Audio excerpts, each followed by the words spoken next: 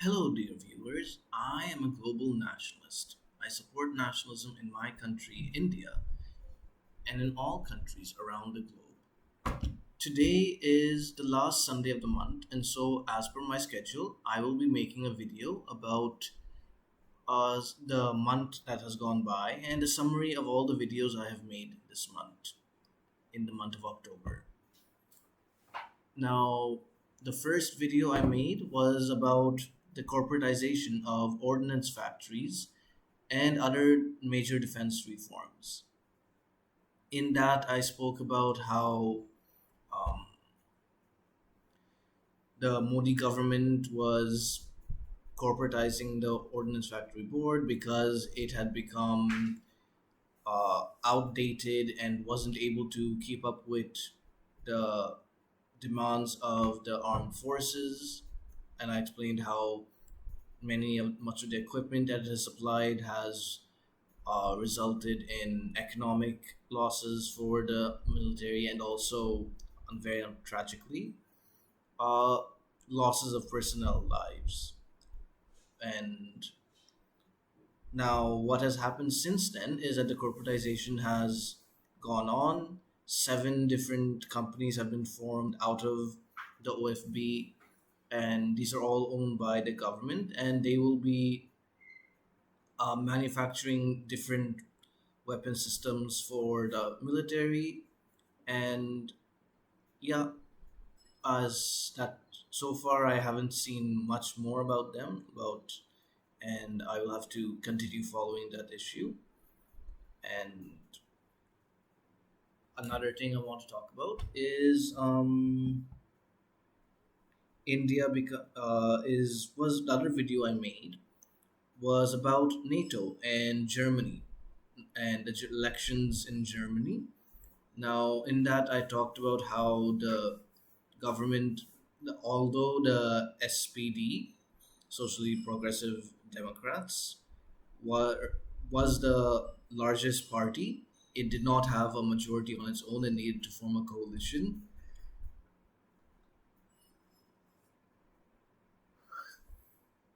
However, um, recently, in the last few days, there has been attempts by the SPD to form a coalition with the Greens and the Free Democratic Party, and I think that this was is a good coalition to have, and I which I had said in the first video on this, and that however there is still no proper government yet.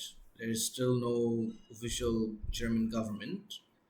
No, and so however the Bundestag, the legislature of Germany, is has come started to be in session, and there have been several appointments made. So I think in the next month at least, within sometime during November, we will see Germany co- develop a government through a coalition system, and I hope that the trends of the SPD, FDP, and the Green Party coming together continue and that they form the government. I think that would be the best option for Germany because, which, like I said in the video, these are, although um, the Green is a very far left economically, the FDP is not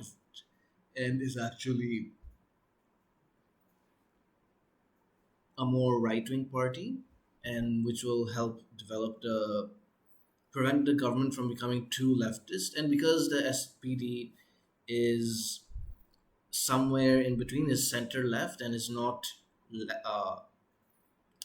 too on the extremes like the other two parties, it can balance them out, especially being the majority party in this coalition.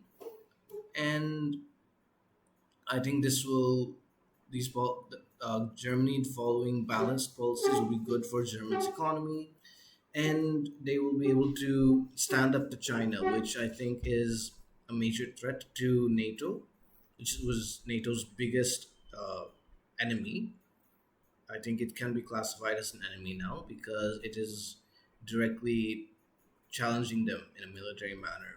And I think a strong Germany, which is oppose China successfully, will strengthen NATO because Germany is arguably the most powerful country in Europe, and because NATO has outside of US and Canada is a primarily European institution, then if Germany can successfully oppose China, then NATO will be able to do so too. So I'm happy with how things are going there, and will keep following it. In the second video I made, I spoke about the SEO summit that was held in September in Tajikistan. I talked about what the agenda for that summit was, which was about Afghanistan, the withdrawal of the NATO troops from Afghanistan, and the Taliban taking over Afghanistan. Um, I spoke about how each of the countries have their own positions on the Taliban and Afghanistan, and I stated that I believe that the best position was a mixture of the Russian and Indian positions. Um, Russia wants to engage with the Taliban,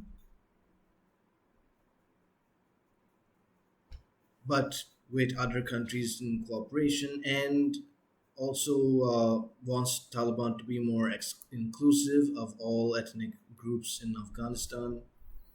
And India wants the Taliban to take action against terrorist groups in its country and to make sure that they don't attack other countries in the region, including itself. Therefore, I think a combination of both, where India does not recognize Taliban unless it cracks down on terror, and Russia recognizes the Taliban while encouraging it to develop more inclusive policies. And however, what has happened since then is that Russia has started engaging with the Taliban and directly, and so has China. China has referred to Taliban as the interim government, and India is still not yet open official uh, diplomacy with the Taliban. And so I think that at least the Russian position is being supported. But I do worry about India's concerns about terrorism not being addressed by the Taliban, and I think that I will have to follow this topic a bit closer in the coming few weeks. And the next video I made was just a fun video about Chennai Super Kings winning the IPL this year. I just wanted to celebrate because I myself am a CSK fan, and because it's probably Dhoni's last match ever, last uh, outing as a cricketer. I wanted to celebrate in his honor particularly. So once again, congrats CSK and Dhoni, and to all of Chennai. Nalla Adin, you played well. Now, the other video I made was about uh, Bangladesh. Yeah, it was about how Bangladeshi nationalism can help unite the country uh, throughout its linguistic and religious divisions. Now, um, what I want to talk about now is what has happened since that video, which have been the riots that were against Hindus in Bangladesh, which were very widespread and have um, basically caused a lot of damage and harm to the Hindu community in Bangladesh. However, I am happy that Sheikh Hasina's government has cracked down on the rioters, including the man who placed the Quran on the thigh of Lord Hanuman in the Durga Pandal. And however, I do think that Bangladesh has to uh, develop better mechanisms to prevent such uh, riots from happening in the first place. They should allow people to have a forum to air their religious grievances properly and safely so that they don't feel like they have to resort to violence. And I did in that video talk about how Bangladesh can and should revert to the 1972 constitution, which established Bangladesh as a secular country. And I'm happy to say that it seems that this government under Sheikh Hasina will look to reestablish that constitution, the secular constitution. And I hope that this becomes a proper secular government without having Islam as an official state religion, because I think that just muddies the understanding amongst the average being Bangladeshi about what Bangladeshi secularism is. And because at the moment it's an Islamic republic, many Islamist jihadists seem to expect that they'll have some tacit support from the establishment, which is somewhat true. Even though Sheikh Hasina is secular, she does have to give some leeway to Islamic forces in the country so that she can get other uh, parts of her agenda through the country.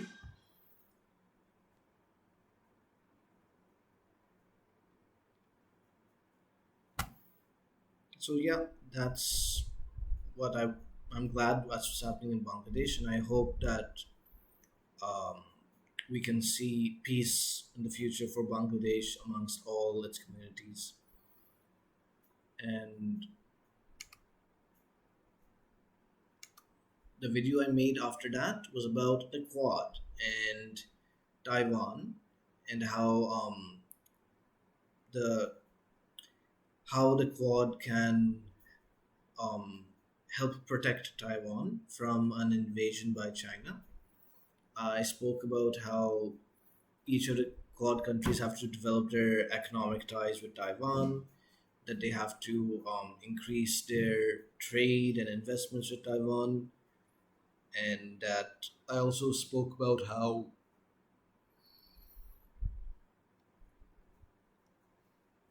they all need to support each other in their border conflicts with China, at least if not militarily, because it's not a military alliance. Then they can support them diplomatically. They can affirm each of their positions regarding their borders against China. Of course, for countries like Australia and the US, which are not bordering China, then they should assist these countries economically. And yeah,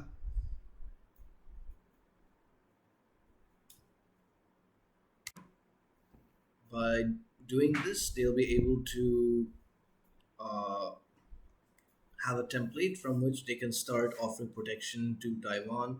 First of all, they have to recognize Taiwan as a country in itself. Now, whether the Taiwan government or the Chinese government is the correct government for China is something that both countries have to uh, negotiate and debate. However, I think that the Quad, to prevent the issue from being settled through violence and war, they can get both countries to negotiate and create an agreement which can satisfy both of them. I think the agreement ideally should leave Taiwan as an independent country, and government of Taiwan, the Republic of China, should be renamed as something like the Republic of Taiwan, and they should have no policies for reunifying with China, which is already a very unpopular policy position in Taiwan, according to various opinion polls. And I think if China can accept that the ROC will never try to take over China, then this PRC can be satisfied itself with ruling China mainland, China itself. And I think because these two areas are actually different culturally, and that they should not be considered as one country. And yeah, therefore, I think that this would be, if the Quad can pressurize China militarily, economically, and diplomatically to enter into such an agreement with Taiwan, it can prevent a war from happening, from China from invading Taiwan.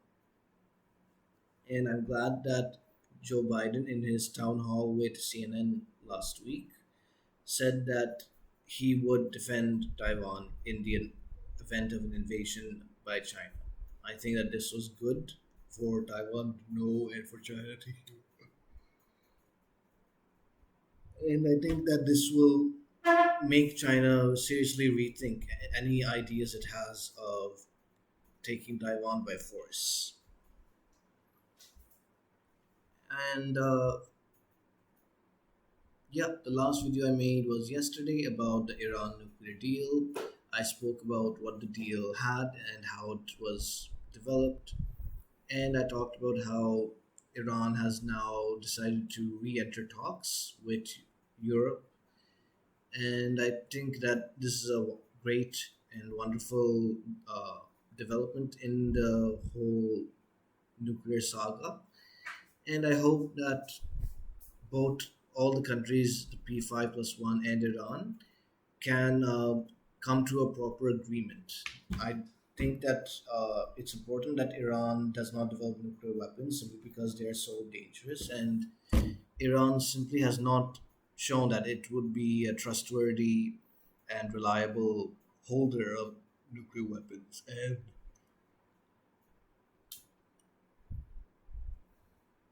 if it developed nuclear weapons, I fear that it might use them irresponsibly. And yeah, so that's what I hope will happen with the deal. And we can have Iran reintegrated with the outer world, and America can be safe from Iranian attacks and violence, and so will the rest of the world. Yeah. So that's what I wanted to talk about today. I hope you enjoyed this video.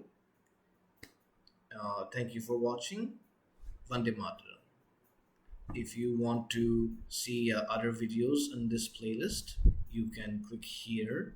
And if you want to see the previous video on this channel, click here. Thank you for watching.